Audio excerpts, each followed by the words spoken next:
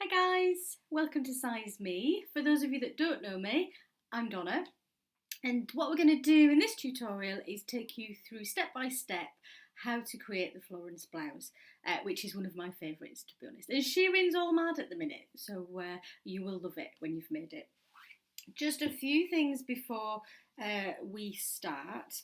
So I'm assuming that you've cut out your fabric and you've transferred all the construction marks. So the important thing for the construction marks is that some of them have two slits. Can you see two notches there? I want you to make sure that you have cut twice. It will make sense when we get to inserting the sleeve. So if you could make sure you've done that, that's fantastic. The other thing is the dart at the top of the sleeve. Hopefully you've transferred those marks across too. So without further ado, let's get going. So you are going to be using quite lightweight fabric today. So I thought I'd just take a moment just to explain some of the issues that you may come across with a lightweight fabric. One of the main things is you've got to be gentle with it. A lightweight fabric can easily stretch out of shape. And if you're not careful, you lose your confidence because you think that you haven't cut it out correctly. But trust yourself, if you've cut it out accurately, you've cut it to the correct shape. So believe in yourself. And what you're going to be doing when you're stitching and pinning things together is making it go back to the right shape. So trust that you've cut out correctly. Trust my pattern and make sure everything marks up beautifully, okay? The other thing is needles. So you may find when you do a test that your needle that you have currently snags the fabric because it's so fine. So you can go down a size in needles. So you generally have a 90. You can go down to an 80 or even a 70. Now some fine fabrics still snag at a 70. So I would suggest that you put a jersey or a ballpoint needle in. It kind of pushes the fibres out of the way, so it stops that snagging. So that's a good tip if you are struggling with the correct needle size. If you will notice rather when I'm pinning, it's pin-tastic when you're using a lightweight fabric. If you don't, you will get into trouble because it'll slide across each other and it will move. So I will keep mentioning pinning. If you have an incredibly fine fabric that's sliding all over, you may even consider hand tacking the seams before you stitch them for real. Then whilst we're talking about seams, if you've seen my other tutorials before, you'll realise this, but I don't show you any seam finishes within the tutorial, so you will see that magically my seams are overlocked. Now I purposefully don't show you that part because you may not have an overlocker, so what I like to do is to leave the options open for you. If you take a look in your instructions, you will see a hierarchy of seam finishes listed that you can choose from. Some people don't do any seam finishes, and that's a complete personal choice. It depends how long you want to keep the garment for, how often you think you're going to wash it, things like that. But have a look at the choices that you have in the instructions, and it will be your choice. But don't be surprised if magically my seams have been overlocked in between. Okay, just another note, I also have with me my instructions. So although this tutorial will go through everything, the combination of reading the instructions and watching will make it much easier. So make sure you have your set of instructions handy that you can refer back to. So we're going to start with step 2. Step 1 is cutting everything out. So step 2, we're simply going to pin the side seam. So I'm just going to take these pins out and then we're going to match those side seams. This is one of the jobs that you may find, oh, they don't match, but trust yourself. Match the top and bottom and you'll be fine. So that's the front, so just get rid of that. The back, sorry. So the back is on the fold, so you should have just one piece for the back when you've unfolded it. And then the front is in 2 pieces. Now, one of the last parts of this project is to stitch the front of your blouse. Some people think that's a bit of a weird way around. I find it the easiest way to finish the neckline. Oh, one more pin. So I'm going to bring the camera down so you can see what I'm doing. What I want you to take note of is how I'm gently persuading the fabric to do what I want it to do. because that's what you're going to have to do throughout this project. So let me just get myself set up and then I'll bring you round so that you can have a look. Okay, there we go. Are we ready? So, this piece here is the back of your blouse, and this is the arm side going up here. So this is the seam from here to here that is your side seam. Did I say the right side is facing the ceiling? I hope I did. If I didn't, I've said it again. Then this is the right side of the front, and we're just going to simply lay it right sides together on top of each other. I'm going to put a pin in this bottom edge because I know that that should be correct. That should match perfectly. So part of the struggle is knowing where it has to match and then gently making it work underneath. I'm just putting this fabric on the table. It's falling off, so it's changing the shape of the fabric. So hopefully you can see this. We've got this line here. Can you see if I gently move, that line changes?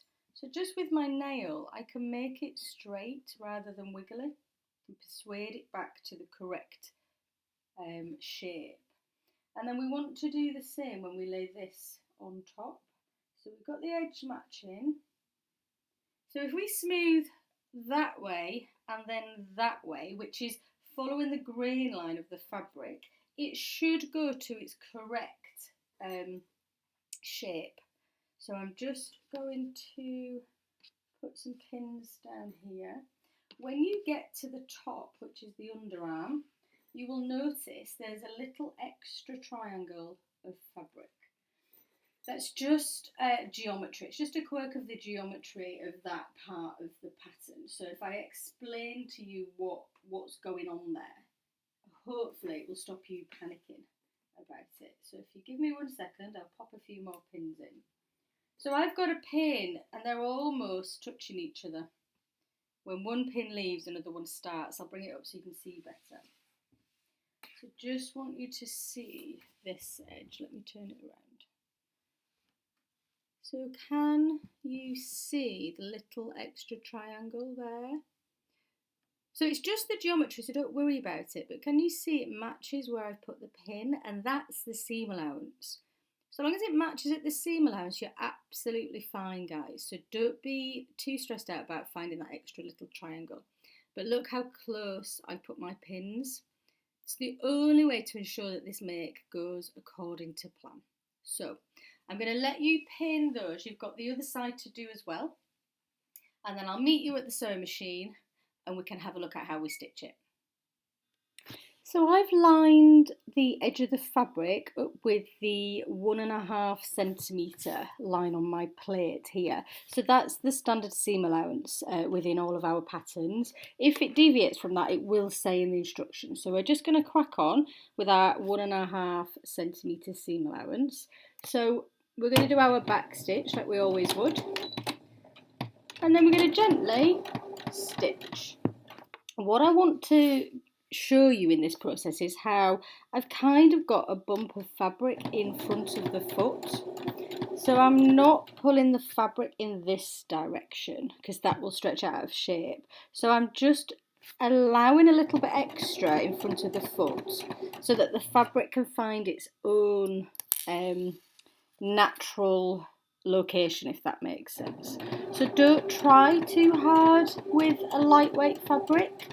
You want it to be able to move where it needs to move. Anything that you do could very easily change the shape. Now, these are straight seams and it's quite a loose fitted top. So although I'm really going on about the fabric moving, etc., it wouldn't be the end of the world on this top if it was a little bit out of shape. So don't stress too much about it. But it's good to know what the technique is to make sure that you can get it right. Okay, so we're going to go right to the top and then we're going to repeat it on the other side. Now we're not going to do anything else with this bodice from that point until much later, and we're going to work on the sleeves. So when you've stitched both of these, I would like you to be at the ironing board with your sleeves, and I want you to make sure that you have already marked on there that V for the dart at the top, because that's where we're going to start the process. Alright guys, you've got one more of these to do, and I'll see you shortly. So we've done the two side seams, I've pressed them open, and I've finished the seams too. So when you see that bodice again, it will all look wonderful. We're going to work on the sleeves now. So we'll do the dart at the top of the sleeve. So I'm hoping you can see my red, if I put something behind it, can you see my red dart marks here? I think you can just about see them. It's much more vibrant in real life, but there's my dart marked. So I'm going to have, and that's marked on the wrong side of the fabric, guys. So the wrong side of the sleeve is facing the ceiling, and I can see that mark, that construction mark that I drew on there earlier. So what we're going to do is fold it in half so that those lines match each other. Let me just move the iron for a moment. So the way I do it is I take the point of the dart here and this bit here, and I just flip one side under the other. Let's bring that round. Can you see that better? So we're folded in half, so I've still got the wrong side facing me. The first pin I'm going to put right on the point of the dart. Okay, and then we're going to make the other lines match. Now when you've got nice sheer fabric, you can actually see through to the other side, see where you've put your darts. What you may have to do is actually use some hand sewing and some basting if you find it difficult to see them, and just tack in a really bright colour across these lines so that you can see them more clearer. So hopefully you can see I have a pin here at the point, and what I've been doing, I've put a pin along the line, and I've been checking that it actually is along the line on the back also. So I know that those two lines are on top of each other. Once I'm happy with that, I'm just going to press so it's nice and flat. I didn't press where the red line was simply because it will disappear in the steam. So I have a lovely red line. In fact, I've made life difficult for myself. I'm just going to put my pins the opposite way around. Otherwise it will be hard work on the sewing machine. So again, I've moved them, so I'm just checking that they are still on the right line at the back. Don't assume anything with darts, because if you assume, it will come back to bite you. There we go, that's better. So you're going to do that with both of them, and then I'm going to show you the technique to stitch them on the machine. Okay then guys, so we're simply going to stitch down that red line until we literally come off of the fabric down here. So hopefully you can see that line. We're going to not deviate from that line, even if we get down here and we realise we're not near the point and we're over here somewhere. If you deviate, it will look odd. So we're just going to nice and gently go down the line. I'm set at my normal stitch, and we're at a 2.5 length. So as we go down, we are going to reduce that. But so let's start. So we do our back stitch like we always would. We're going nice and gentle so that we can make sure we stay on that red line. Do remember you may have to keep adjusting your fabric. And also notice I'm being incredibly gentle when I'm moving the fabric. That's because it's a lightweight fabric. I really am using fingertips on this fabric. Okay, so when we're about 3 centimetres from this pin at the end, we're going to reduce our stitch length by 1 whole number. So that's reduced mine to 1.5, and then we're going to continue. So when we're about 1 centimetre away from the edge, we're going to take it all the way down to 1. And then we're going to stitch, and we're going to continue stitching until we come off of the edge of the fabric. That ensures just a nice smooth dart. Okay, so hopefully you can see that we're stitched all the way down the red line on that side and all the way down the red line on that side. We're going to go back to the ironing board and press those out and start on the next step. Here's the dart that you've just stitched beautifully. You should have two of them. So we're just going to press the darts. We're going to use the steam because it's our best friend. So we're going to press it in one direction and then we're going to press it in the opposite direction. Now I want it to finish actually with the dart pressed towards the back. Now the back is the bit with two notches here, but also it's the bit with the sharp point. So you should be able to figure that one out. So just one last press in that direction. Whenever I'm pressing darts, I like to flip it over and do it from the other side as well. So flip it over and just give it a nice press on there. The reason we've done those darts is to create a shape for the shoulder.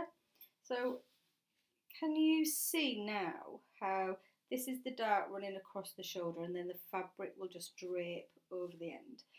Some patterns that have raglan sleeves don't have a dart at the top, and you can get kind of a bag of fabric here on the top of your bust. This is a fitted raglan sleeve, so you shouldn't have that problem.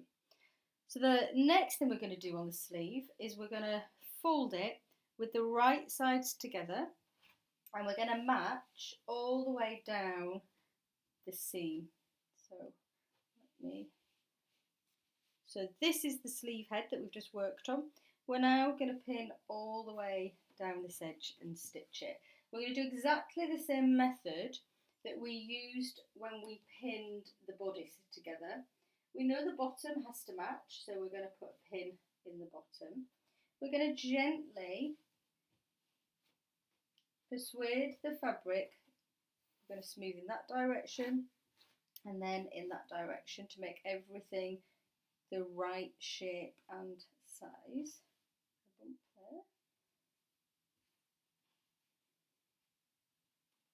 And then once we're happy, we're going to pin all the way up to the underarm seam. And then we're going to stitch it with our 1.5 centimetre seam allowance again. I don't guess that you guys want to watch me do that. You've got plenty of things to do yourself. So once you've stitched those, we're going to press them open and finish off the seams if you've chosen to. And then we're going to work on hemming these sleeves before we get to the exciting bit, which is the shearing elastic. Okay, so I shall see you shortly and we can get going with those hems. So as you can see, I've neatly pressed all of my seams and I've actually overlocked them. You will have finished them however you've chosen to. You might also see I've changed the thread to a bright red thread, so a contrasting thread. And what we're going to do is we're going to baste stitch around the hem of the sleeve at our hem allowance, which is 1.5 centimetres. So I've lined the edge here with 1.5 centimetres. Because it's a based stitch, we don't need to do any back stitching because we're going to take it out later. It's just going to be used as a guide. And I've increased the stitch length as high as I can. So mine's at a 4.5, as high as it will go. And we're simply just going to stitch around the bottom of this sleeve. We're going to be careful that we keep it on the correct line here, the 1.5 centimetres, and then we're going to use this as a guide to press up this hem. So if you do this to both of your sleeves, I'll meet you back in our favourite location, the ironing board, and I'll show you the next step to get these looking all beautiful. It's a great tip as well for any lightweight fabric, but also any curved hems. This is a really good way of doing it. So if your hem's curved, then you would do this step and follow the instructions as we go forward. Okay? So here we are with, this is a sleeve board. If you don't have one, I would say get one. It's like a little mini ironing board, but it's allowed me to put the sleeve on it so that it's easier to do the next step. So hopefully you can see my bright red stitching at my correct seam allowance.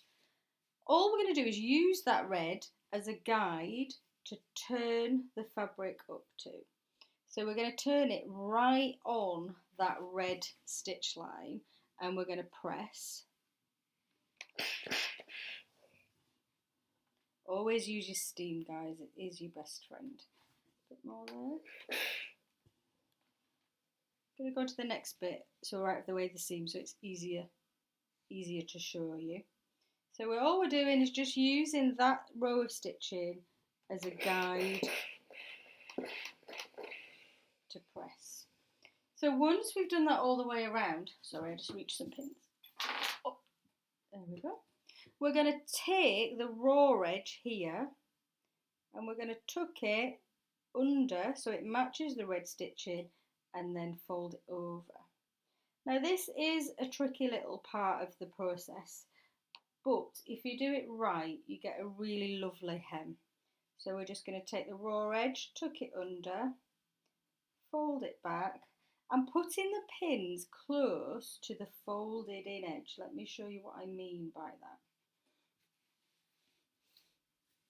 So can you see the pins are on this edge here? And that's where we're going to stitch. We're going to stitch it as close to that as we can do without falling off the edge, if you like. I'm going to leave you to persevere and go all the way around each of your sleeves, and I'll meet you at the ironing board ready to stitch them. Not at the ironing board, who am I talking about? I shall meet you back at the sewing machine and we'll stitch those sleeve hems. Here's the sleeve then, and we're just going to hem it nice and slowly. So I haven't really got anywhere where I can match this edge of the fabric to. So I'm going to be looking at the needle and I'm going to be stitching quite close to where these pins are. Notice I no longer have red thread, I'm back to the cream thread because this is going to be seen on your project. Because it's going to be seen, I've also set the stitch length to 3.5. Now that's one whole number bigger than my normal stitch, so think about what your normal stitch is and add a whole number. It just makes it look so much better. So we're going to, as always, start off with a back stitch, and we're just going to nice and gently, nice and slowly stitch along here, taking the pins out as we go. Now the next step is shearing. So once we've hemmed both of these, we're going to do the shearing before we attach the sleeves to the bodice. To be honest, I guess it's a little bit unusual to do it that way around, but if you attach the bodice, you have to contend with all of the blouse on the sewing machine whilst you're doing all the rows of shearing. So I think it's a much easier way of doing it, to complete the sleeves and then pop them in. So we're going to go through a few stages quite in detail about shearing. So when you've done this, what we're going to need is an empty bobbin, some shearing elastic, some scrap fabric, that's important. We're going to test it all out first before we go for it on the actual garment, and then we'll have a go at shearing. Now the shearing is what makes this blouse so dramatic, and I absolutely love the shearing detail. I really think I'm going to do more shearing on future projects. I've avoided it for a long time. It reminds me of summer dresses when I was a child. But yeah, I guess I'm old enough now for all the fashions to come back around. So as I just come to the end, I'm going to do a back stitch. Now what we can do is we can take all of that red stitching out that we did the basting for and tidy all of this up, give it a nice press, and then we're ready to have a look at how to shear. Alright guys, see you in a minute. Okay, so let's have a look at this shearing elastic. So first of all, I guess just to make sure that you know what shearing elastic is. So it's quite thin elastic. It comes on a reel like thread. and it's got quite a bit of stretch to it actually. So the first thing that we need to do is to load our bobbin with the shearing elastic. Now, you can find lots of different tutorials that do different ways of doing this. I can only tell you the way that works for me. If it doesn't work for you, there's lots of other people that have different tutorials for different machines, etc. But yeah, hopefully this one will work. I've done quite a bit of research, so hopefully this way works. So we're going to put the shearing elastic through one of the holes, or the only hole if you're using a plastic bobbin. So we've gone from the inside out. Hopefully that makes sense. I'm just going to keep a hold of this loose end in my hand and then take a hold of the bobbin. Now we're going to manually wind the bobbin up. Don't be singing the song all day, wind the bobbin up. But can you see I'm not stretching? And if you look at the actual thread, it's not stretched. It's just wound around the bobbin. Now, one thing that I do need to say is you need this bobbin to be full. There's a lot of shearing that we're going to do, and you will run out if you don't fill your bobbin right up to the top. And whilst you're stitching, I want you to be checking that your bobbin isn't going to run out. The way that we're going to do the shearing elastic on this particular sleeve is we're doing it in one continuous row.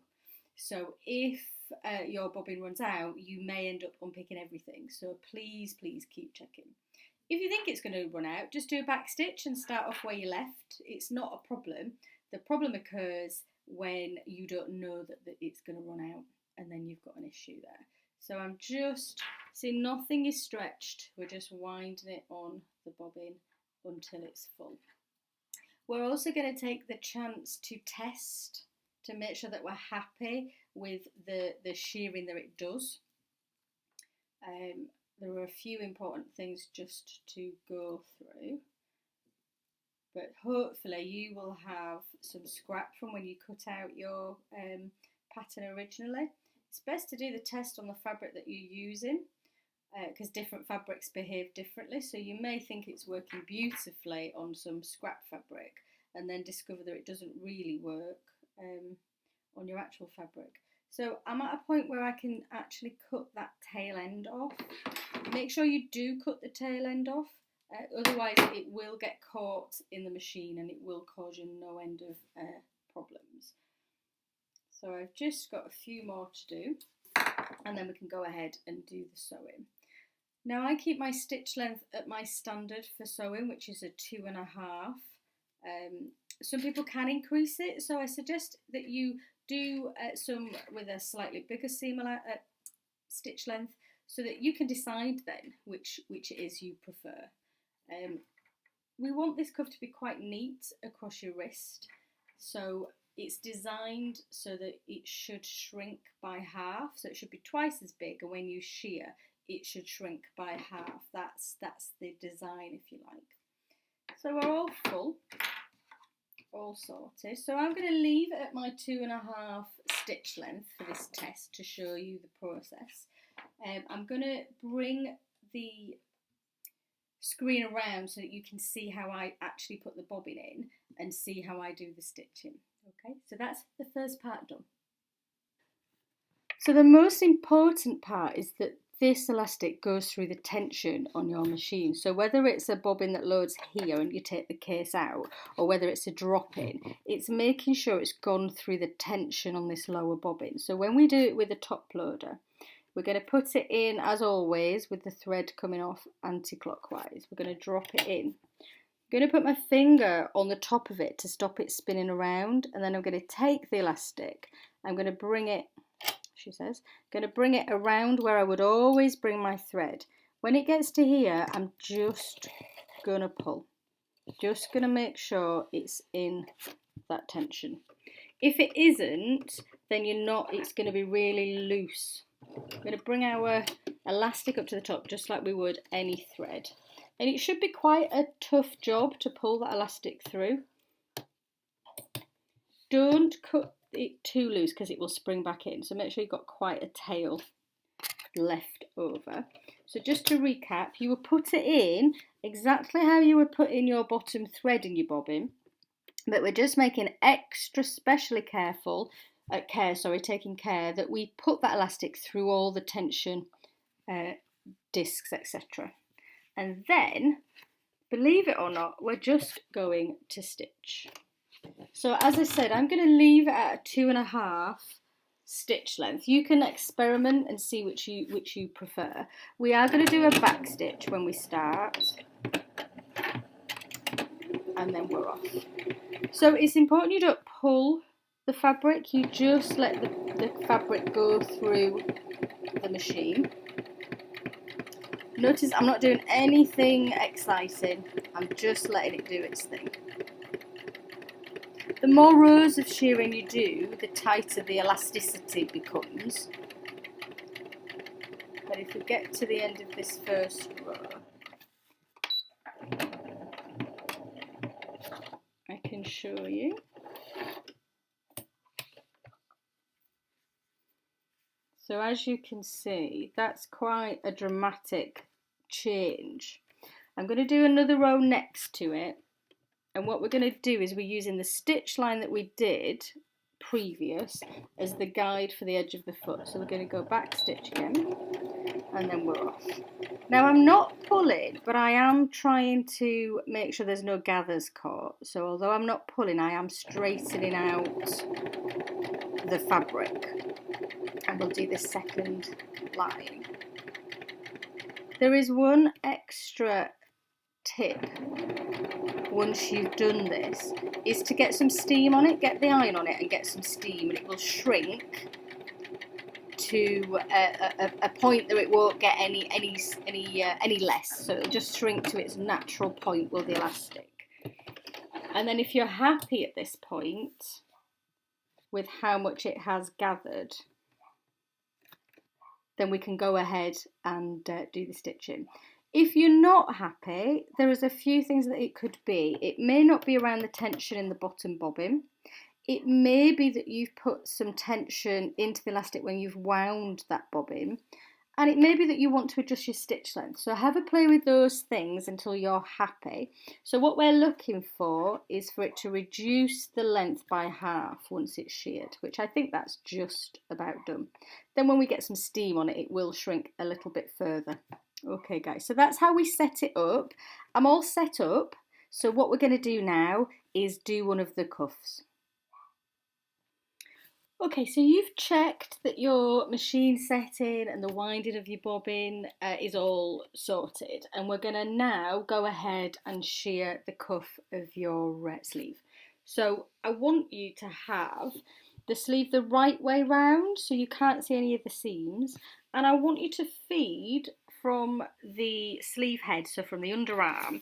I want you to push all of that sleeve over the top of the machine until you have the hem at the 1.5 centimetre allowance over here. So we're 1.5 centimetres from the needle to the edge of the hem.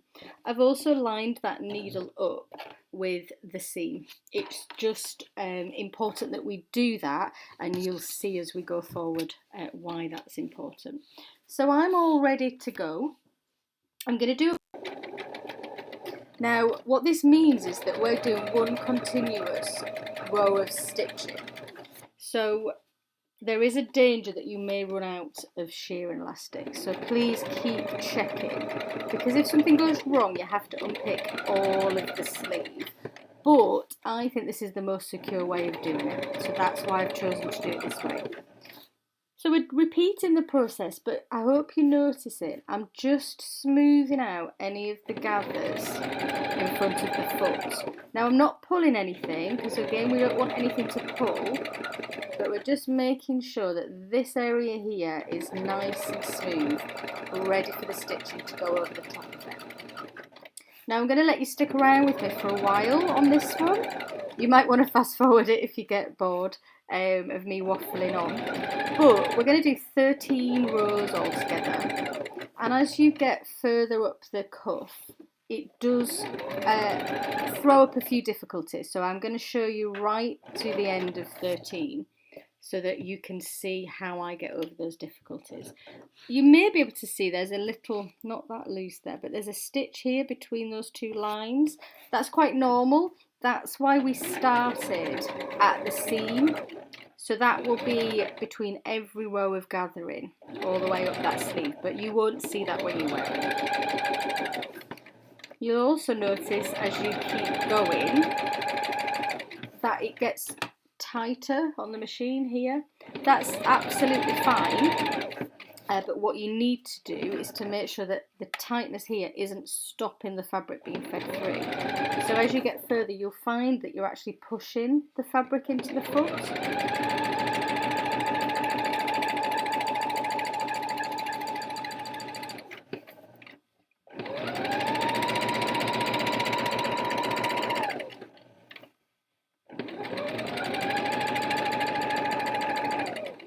Okay, so that's row number 3 completed. Move on to 4. Notice how this is all tight. I want you to keep freeing this up so that there's nothing preventing the fabric feeding through.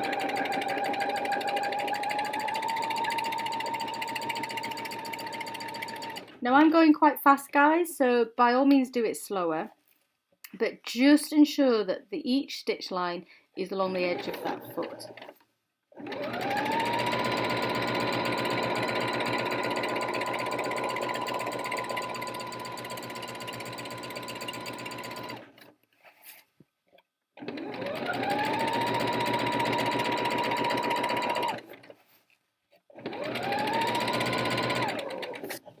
Okay, next one.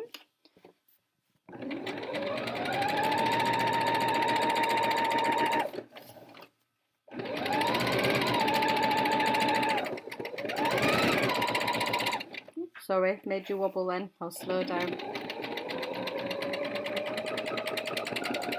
It gets quite hypnotic, I think, when you're doing this.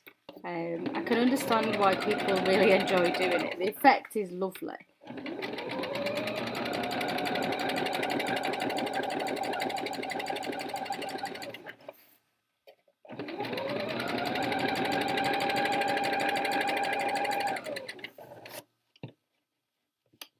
So 1, 2, 3, 4, 5. So this is number 6. So we're nearly halfway through.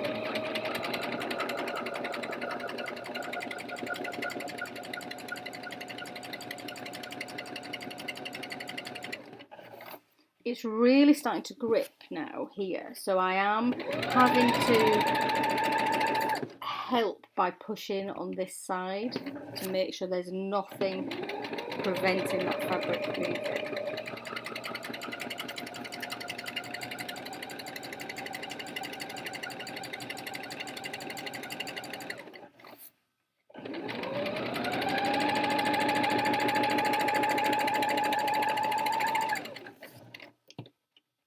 Start of number 7.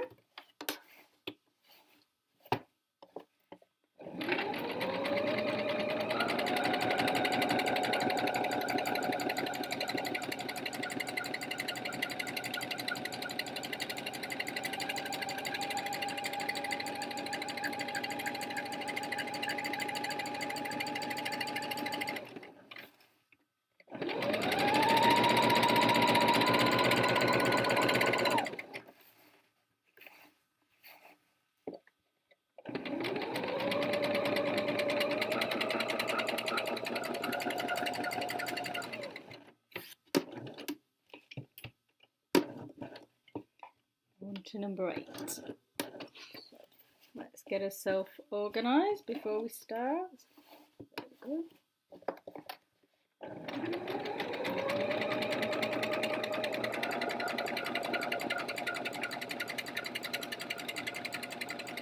And I really am starting to have to move this left-hand side of the fabric.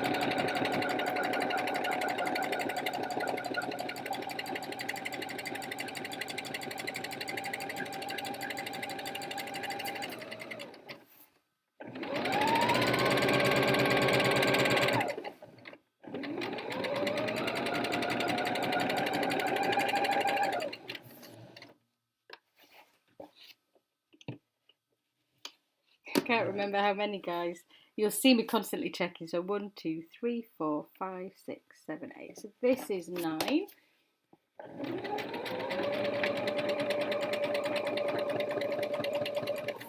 But can you see this is really dragging? So I'm really focusing on pushing this over.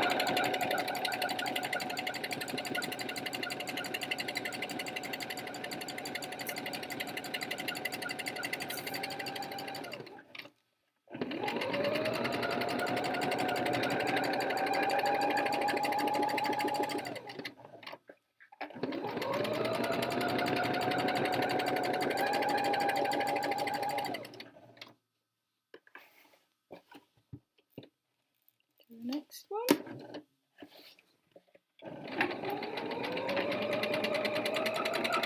You can really see the effect now that the shearing has.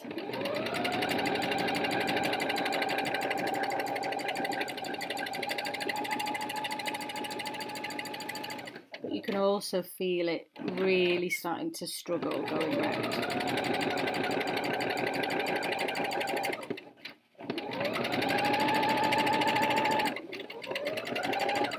If you didn't keep pushing it, what you would do is you would make a bigger sleeve because it would stretch, and then it wouldn't hug your wrist when you're actually wearing it. So where were we? 1, 2, 3, 4, 5, 6, 7, 8, 9, 10. So the next one's 11. It's got 3 more to go.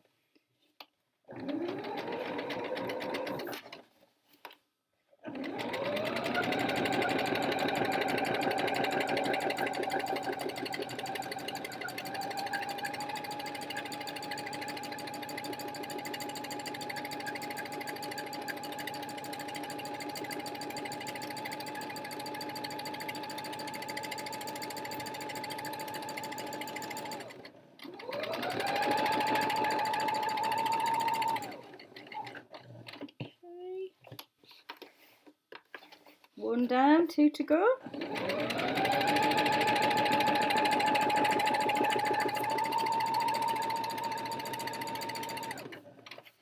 I'm really having to be conscious of turning this side and making sure nothing's getting caught on the other.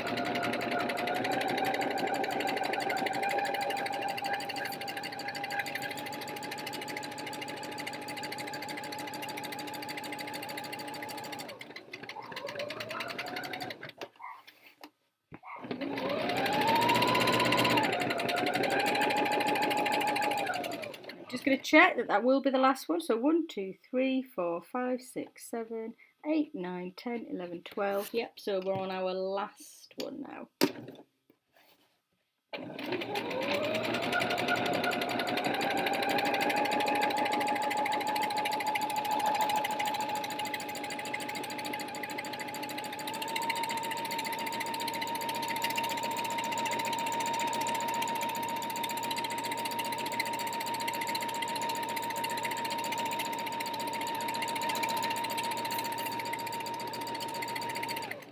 So on this one we're going to do the back stitch just to make sure that nothing unravels, and then we can take it off. Now the next step, you need the iron, so I'll meet you at the ironing board. If you could have both sleeves and your bodice, that would be great. So this is our sleeve that we've gathered.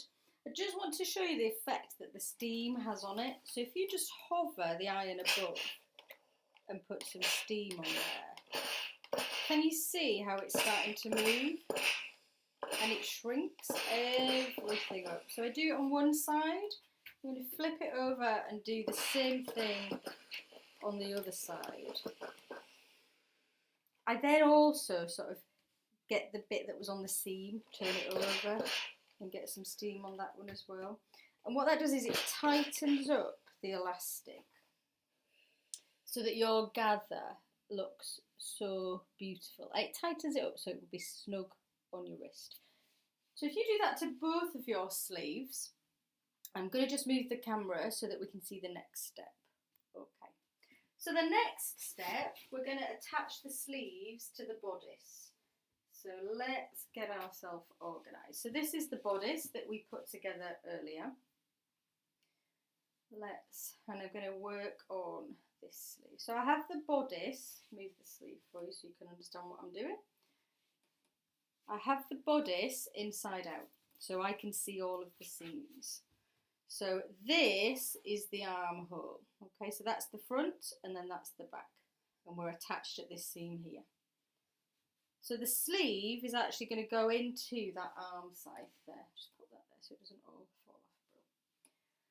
So the sleeve we want to be the right way round, and we're going to take the cuff and feed it underneath here so it comes all the way through, and then we can match the seam of the underarm at that point here.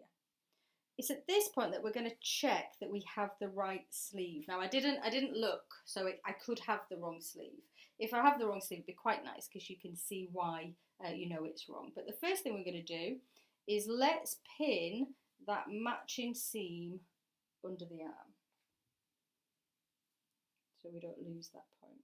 Then you should have a notch about here. So that's a single notch and it matches another single notch, so I do have the correct seam.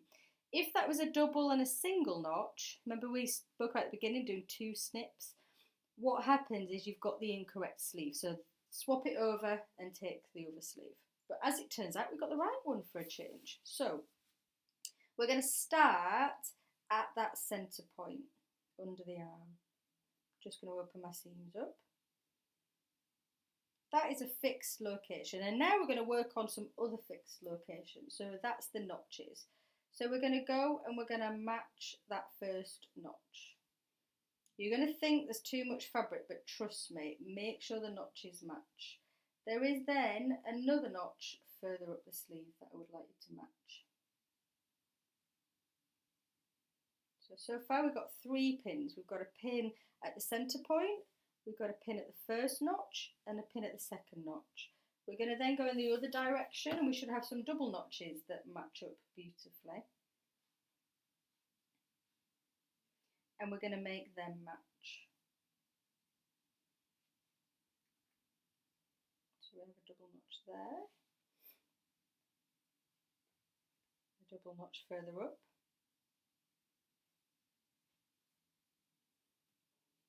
So let's start on the side that has the single notches, and then we know that whatever the fabric is between these fixed points, we have to make sure that it fits. Some of them you're going to think, wow, that's never going to fit, but you are in charge. You have to make that work. It's a combination of the geometry having to fit together, but also this fabric's going to have moved as you've been doing the sleeve, doing the gathering, the shearing, sorry. So you need to trust that you have cut everything out right and you've put your notches in the right place.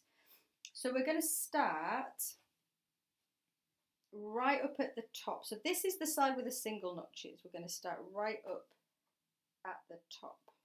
Okay, so that was our notch where the pin is, and we're going to pin it all the way up to the top. You will have one of those triangles that we keep talking about. So we have an excess of fabric here. That's fine, so long as where you pin it is at your seam allowance. So we're going to pin between those two.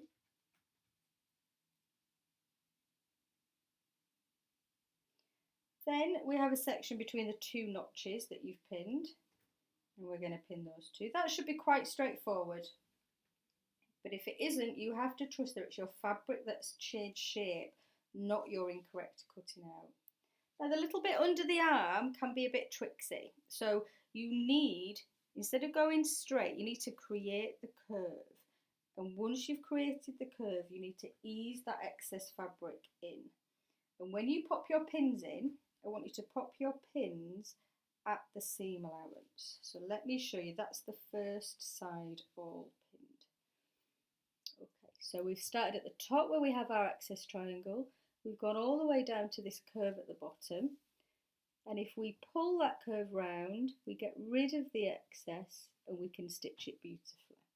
We're going to repeat that process on the other side in exactly the same way. So we're going to start up at the top. We will have that triangle up at the top that we need to contend with.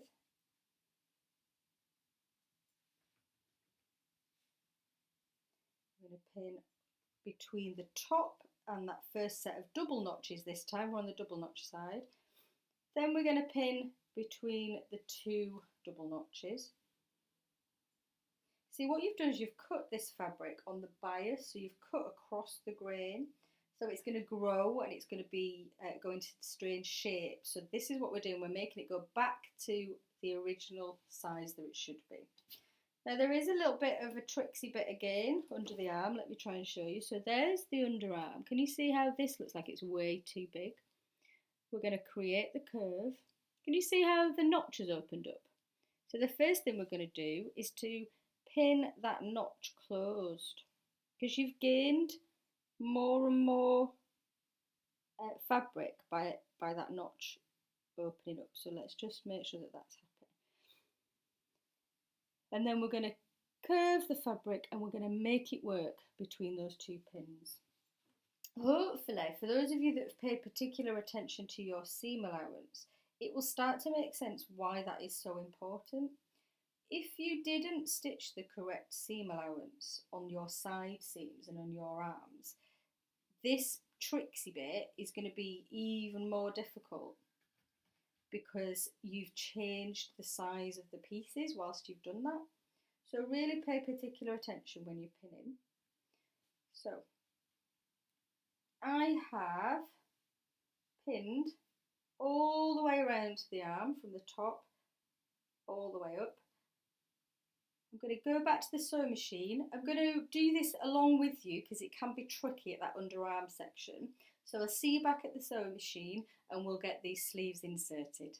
Okay, so we're going to stitch all the way around this armhole. So we're going to do our back stitch as always. We have a 1.5 centimetre seam allowance and we're just going to gently take it nice and steady around this curve. It gets quite tricky under the arm for two reasons, because one, it kind of closes itself up, so you're working inside a circle, which can be a bit awkward to negotiate, but also you've got that excess fabric that you eased in as well. So when we get to that point, we're going to pay particular attention to making sure we get nothing caught underneath. So we're constantly straightening out our fabric as we go.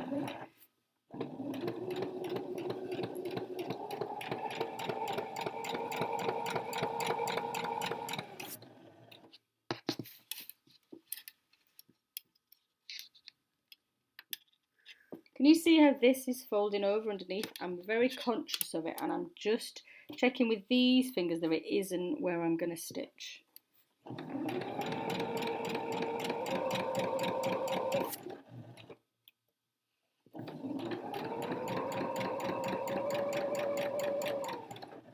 Okay, we're now at the point where we're contending with that underarm curve. So I'm just going to reorientate some of the fabric. I want you to remember that we're actually stitching a curve. So as soon as you do this and straighten everything up, you end up creating lots of more bumps and ruffles within the fabric. But if you, I've just went underneath there to smooth everything out. If you create the curve that you're trying to stitch, you've got more of a chance of getting around it. So this one is the easier of the two, I'll be honest. I'm going to stop there because can you see how this is all folded under? If I go any further, I'm going to end up stitching the two sleeves together. So let's pull this around.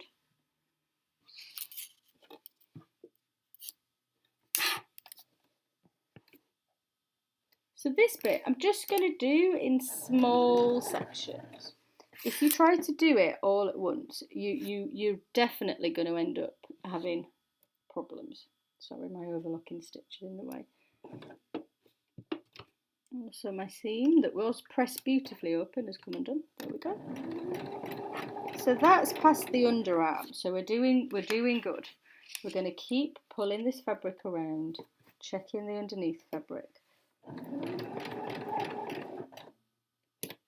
Whilst we're doing all of this, we're still maintaining that 1.5 centimetre seam allowance, which is tricky, guys. So don't give yourself a hard time if you end up catching something underneath.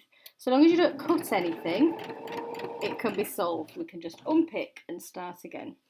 I can feel there's lots of fabric here, so I'm just going to go underneath and just make sure everything is out of the way. Check under this bit too. There we go.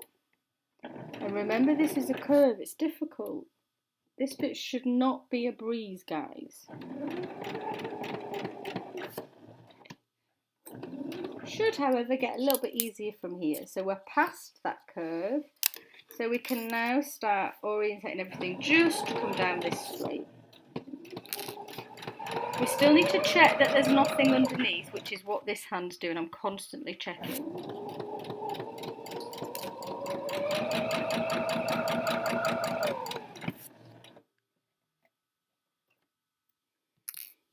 Pins come out.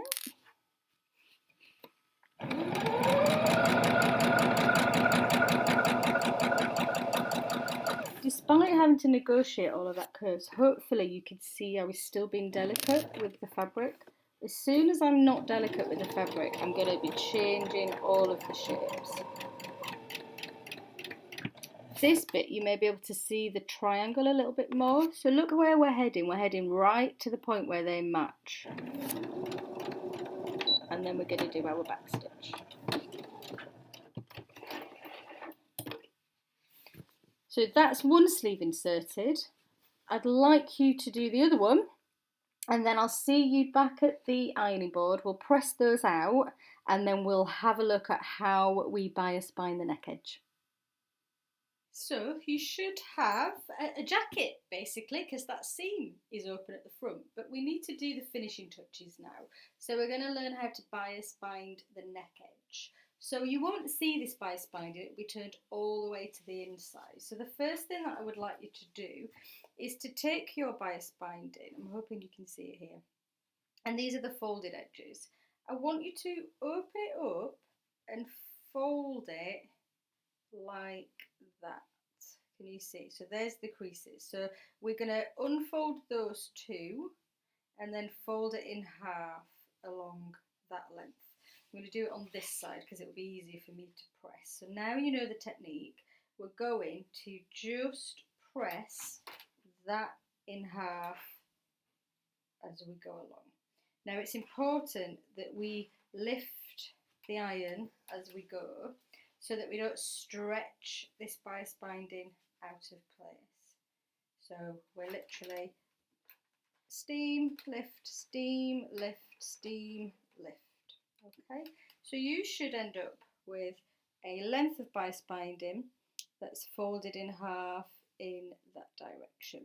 When you've done that, do enough to get all the way around the neck edge and maybe 3 or 4 inches more. When you've done that, we'll sit down and I'll show you how to attach that to your neck edge.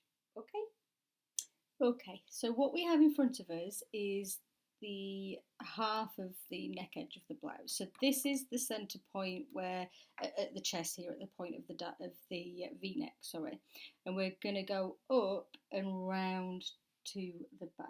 So this dart that you did, it needs to be a straight line between the two. Because the fabric is a loose fabric, you may end up thinking it's an awkward shape, but you need to do that as a straight edge. So let's start with that. So we have our folded bias binding, and this is the correct side of the fabric that you can see.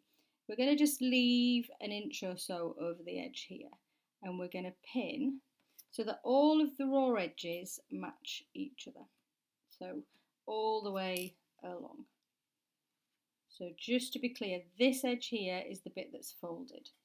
And we're going to take it all the way to that dart in a straight line. Don't listen to what your fabric's doing, you are in charge. This is a straight row of stitching. It's just the fabric that's moving and playing tricks on you. So once we've pinned here, we need to concentrate on the back of the neck. So again, if you're not careful, your fabric can play a few tricks on you. So it's at this point that we turn a curve. So we're going to go around, sorry, bear with me. We're going to come around that curved edge, matching the raw edges as we go. And then we're going to continue along this side. I'm actually putting the pins, I don't know if you've noticed, on the original crease on the bias binding as we come around.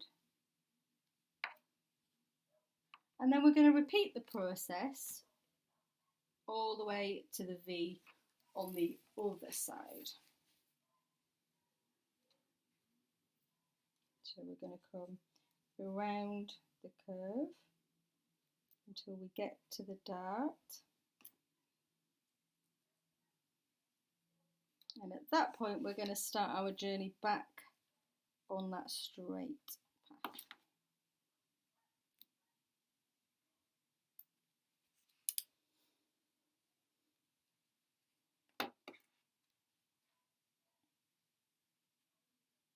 I've been throwing pins all over the workstation today. Please don't take notice of my messy workplace.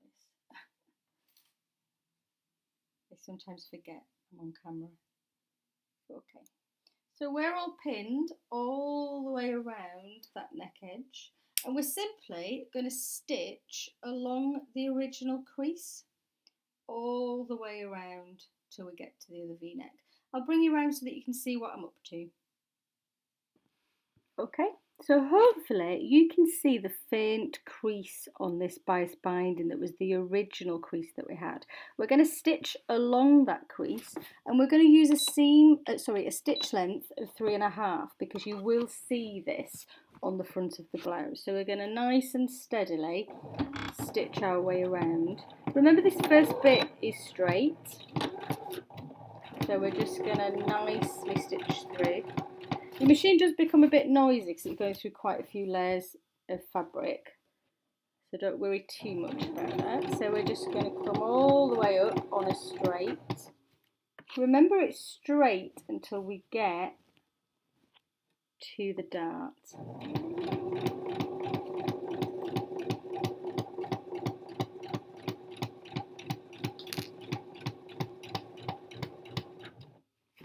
Everything around so that remember you're in charge.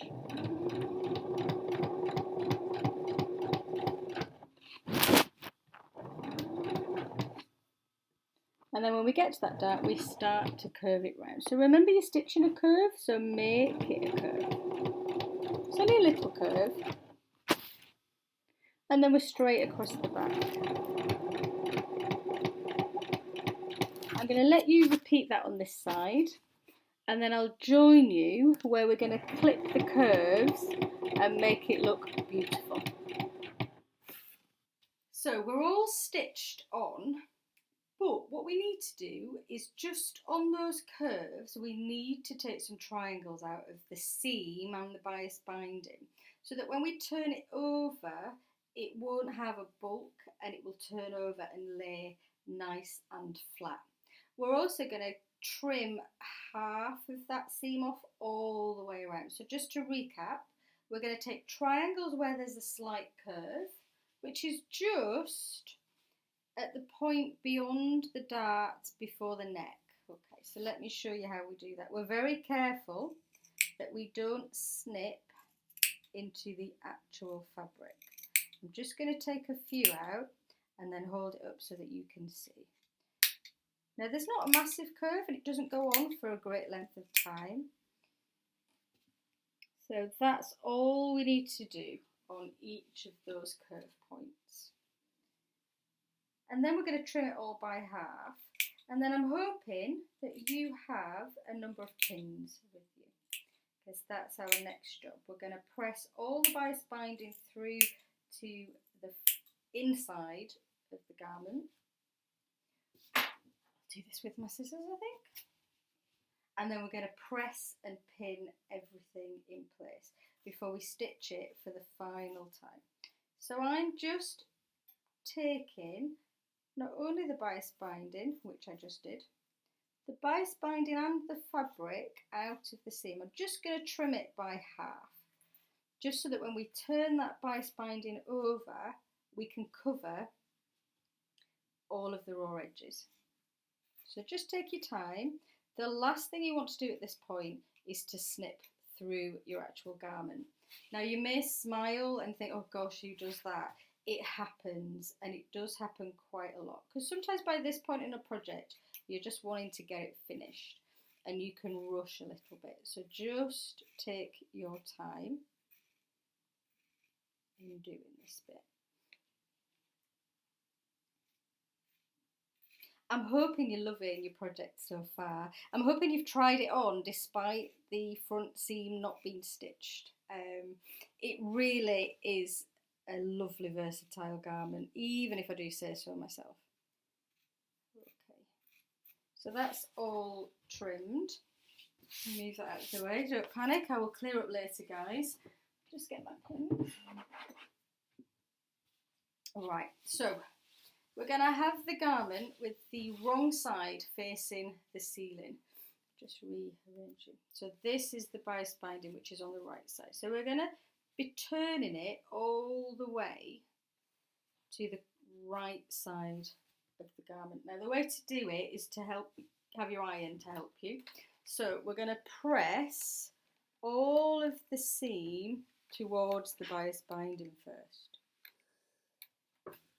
It will then make it easier to pull that over, because what we want is to not have any of the bias binding showing on the right side of the garment. So let me just pop some pins in.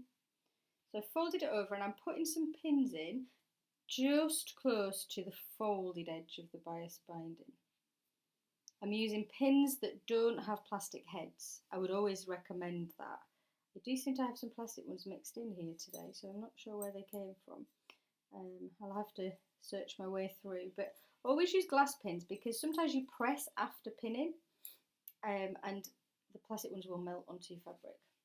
So I've pinned a few there. I'm just going to gently press, and then let me hold it up so you can see what it looks like. So that is the right side of your garment, and this is the inside. Okay, so everything's folded over all beautifully. Now we're going to work our way around doing that. It can be a bit tricky when you get to the curved bit, but just take your time. So I've pressed all the seams up, and then I'm going to turn that over. When you get to the curves, you have to help the bias binding and just stretch it around that curve. That's what bias binding does. That's the purpose, is that it will stretch around any curved edges.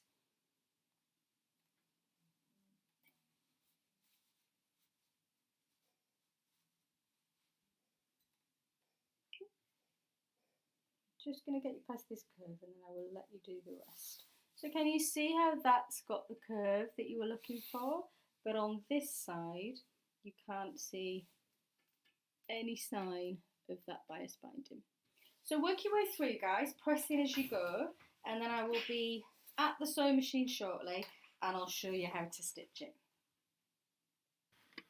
Okay, so all of our bias binding is pressed over to the wrong edge, which is what you can see here. I'm going to set my stitch length to 3.5, because you will be able to see this on the other side. And we're simply going to stitch close to this folded edge all the way round to the other side. Now, take your time with this, because you will see it. And remember which part of the bias binding you're trying to stop moving, and it's this side, this one. So that's the edge that you want to stitch close to. If you stitch in the middle, that will kind of irritate you and it will flap around as you work in. So try and be as close to this edge as you can be. Now, whilst I do this, I just want to let you know how close you are to finishing. And I also want to take a moment to just get you to think about the things that you've achieved in this tutorial. So you've negotiated lightweight, slippy fabric. Hopefully you've done that very well. you've learned how to do the shirring, which is a must for this season. So now you know how to do it. There's no stopping it, you're away. And you've also learned how to bias bind a neck edge, which lots of people avoid. So please don't avoid them in the future. Remember, when we get to these curves, we're stitching a curve, so we're going to let the fabric be fed into the machine as a curve. So we're nearly at the end here of this bias binding. So the only thing you have left to do is to stitch the front seam, which we will do in a second, and hem the bottom. And then you will be ready for your ta-da moment. Okay, so let's get to the end of this one. I then just want you to simply pin your front seam right sides together. Pay particular attention to the point of the V-neck. Make sure that the fabric matches at that point as you're stitching. And I shall see you ready to stitch those together. So my front edge is all pinned ready. Can you see the bright orange pin? That's the centre point. So I've made sure that everything matches at that point before we go any further. My stitch length is back at a 2.5, sorry, I said 1.5, 2.5, and we're using a 1.5 centimetre seam allowance. And we're just going to stitch down this front edge. When you've done that, you're going to press this seam open and finish the seam edges if you so wish. And then we're going to work on the hem. So we're going to do the hem exactly the same way that we did when we hemmed the sleeves, which probably feels like ever such a long time ago. So we're going to change our thread from a white to, I'm going to go red, but something that contrasts with the fabric that you're using. And we're going to simply stitch a basting stitch all the way around the bottom edge at a 2 centimetre seam allowance. Okay, so it's not the 1.5 centimetre, it's a 2 centimetre seam allowance all the way around that edge. And then we're going to do exactly a repeat of hemming our sleeves. So I'll leave you to carry on with this seam. When you've pressed it open, I will meet you back here and we'll start that hemming process. So let's get this beauty hemmed then, guys. So you'll notice I have red thread again. I've got it on the largest stitch setting, but it's slightly different to the sleeve hem. I've got this at 2 centimetres rather than 1.5. We can get away with that on the hem, so we're just going to do it at 2. So we've got no back stitching to do, and we're just going to simply stitch at that 2 centimetres all the way around. Now, I'm not going to bore you with all the other bits. You don't have to watch me. You've seen it done with the sleeve. So we're going to go all the way around. We're then going to use that red thread as a guide to press our hem up to. And then if you remember, we tucked the raw edge in, pinned, and then stitched it all in place. We're going to do exactly the same thing. And then take a moment to snip all of your threads away, all of the loose bits and pieces, give it a good press, and then I'll meet you back here for our ta-da moment. Alright guys, enjoy this last step. You've done really well so far, and I can't wait to see what you've done. Ta-da! So this is mine, all beautifully shirred. Hopefully you're as chuffed with your project as I am with mine. So, share everywhere on all our social media channels. Really want to get this community feel going for SizeMe. Everybody who is involved is lovely, and it'd be great to see your mix. And there's nothing wrong with a bit of showing off, guys. Let's get showing off. So hopefully you enjoyed that. Hopefully the step-by-step tutorials really make sense to you. There's obviously the other instructions as well, but I do believe the two together work perfectly. So yeah, get flouncing. If the weather's like it is today, whenever you're making this top, you'll be able to flounce all over the place. So enjoy your mix, guys, and enjoy your sewing. You take care. Bye-bye.